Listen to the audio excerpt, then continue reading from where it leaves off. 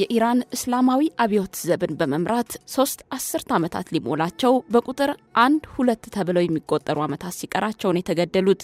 በሀገራቸው ኢራን ብቻ ሳይሆን በኢራቅ ውስጥም የነበራቸው ወታደራዊ ገድል ይነሳል። በአንዳንዶች ጀግንነታቸው ይሰበካል፣ በሌሎች ደግሞ የዓለም ስጋት ጭምር እየተባሉ በሽብርተኝነት ተፈርጀዋል። እኚህ ሰው በእርግጥ ለሀገራቸው ጀግና ናቸው። የኢራንን ድንበር አስጠብቀዋል፣ ሀገራቸውን አስከብረዋል።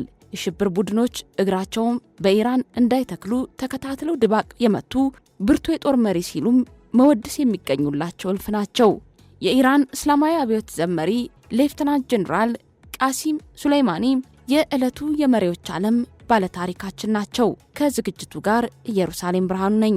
ለዚህ ዝግጅት የተጠቀምናቸው የዘመናት አቆጣጠር በሙሉ የአውሮፓውያኑ ናቸው።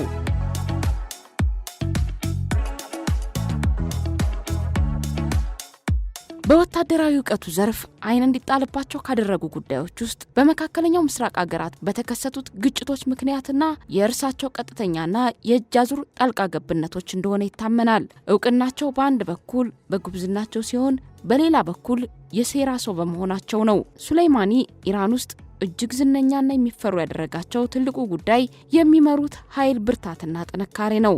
ለሀገራቸው የጦር ኃይልና ለሀገራቸው ባበረከቱት አስተዋጽኦ የኢራን ከፍተኛ የጦር ሽልማት ሲቀበሉ የዕድሜያቸውን አጋማሽ ወጣትነታቸውን ዕውቀታቸውን በሙሉ በወታደራዊ ሳይንስ ላይ በማዋላቸው ነው። በሌላው ጽንፍ ደግሞ ሰውየው በክፉ አይን የሚታዩ እያንዳንዱ እንቅስቃሴያቸው በአይነ ቁራኛ የሚጠበቅ ትልቅ ስጋት ተደርገው የሚታዩ ነበሩ።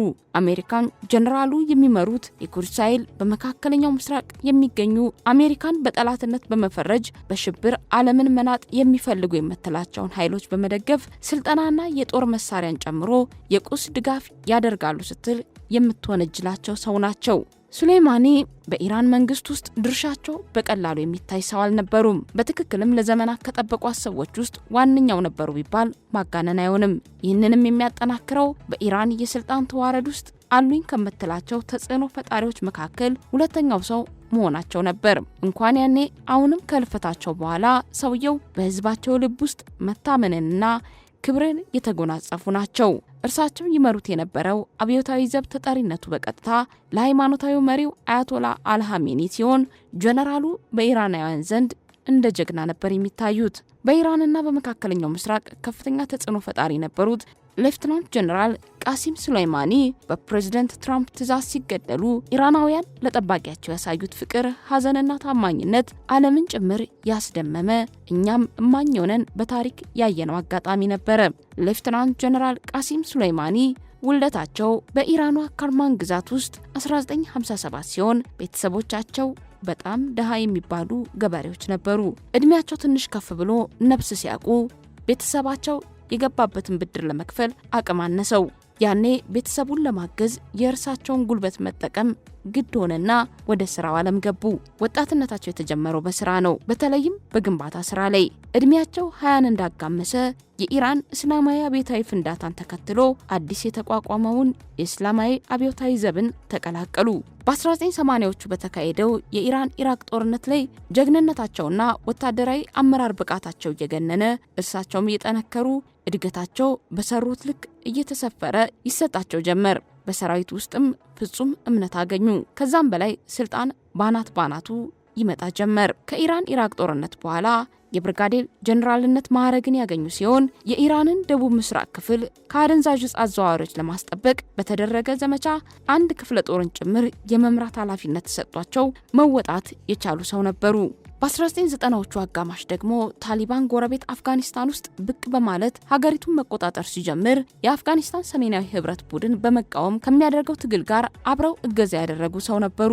ከዛ በኋላ እስከ 1998 ድረስ የቁድስ ኃይል አዛዥ በመሆን በትጋት ማገልገላቸውን ታሪካቸው ያወሳል። የአረብ አብዮት ተቃውሞዎች በመጋቢት 2011 ወደ ሶሪያ ሲደርስ በወቅቱ ሜጀር ጀነራል የነበሩት ሱሌይማኒ የአመጽ ማፈኑን ተግባር ለማስተባበር የሶሪያ ባለስልጣናትን በማገዝ አመጹ ወደ ጦርነት ሲቀየር እርሳቸው የሚመሩት የቁድስ ኃይል ለሶሪያ ፕሬዝዳንት በሽር አልአሳድ ወሳኝ ድጋፍ ማድረጉ ይነገራል። 10 ባልሞላ ዓመት ውስጥ ከኢራን ውጪ ሚስጥራዊና ወታደራዊ ኦፕሬሽኖችን የሚያከናውነው የቁድስ ኃይል ዋና አዛዥ ሆነው ተሾሙ። ከዛ በኋላ ያለው ዘመናቸው ይበሰሉበት የቀጠናውን ወታደራዊ ስልት ጭምር የተካኑበትና በአካባቢው ሀገራት ጭምር የሚፈሩበት ነበረ።